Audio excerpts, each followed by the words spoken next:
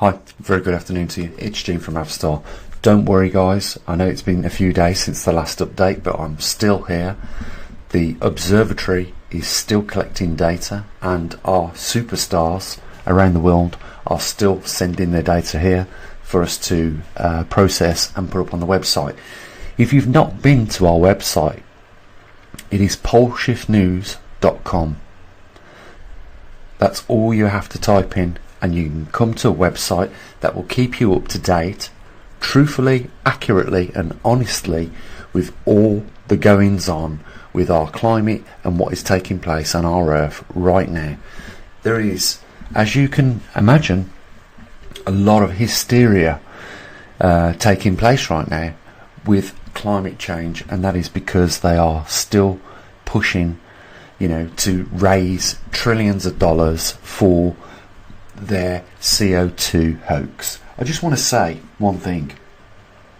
There is not one peer-reviewed scientific paper in existence that suggests or proves that man has caused global warming and climate change on this planet.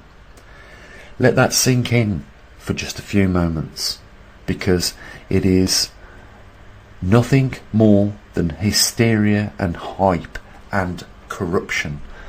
What we're seeing right now is absolutely against everything scientific to do with climate, and it is only being done to steal trillions of pounds of taxpayers' money.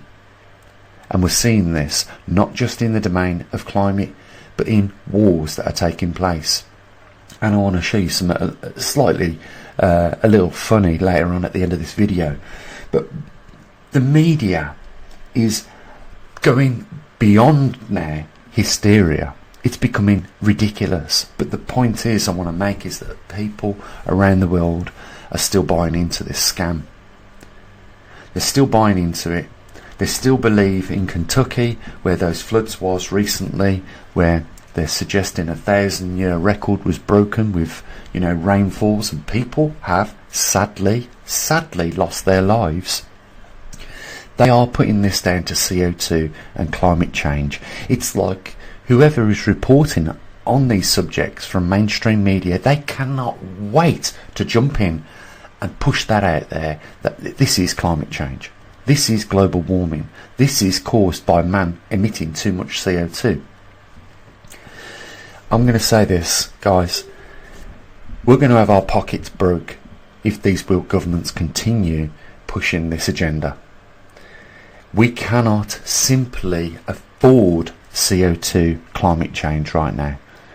We are way behind in the preparations for what is really coming on. Maybe in the not too distant future, we may be 7 to 8 months away from a remarkable event. I'm talking about crossing that boundary between the weak and strong field lines as this magnetic pole migrates across the northern hemisphere.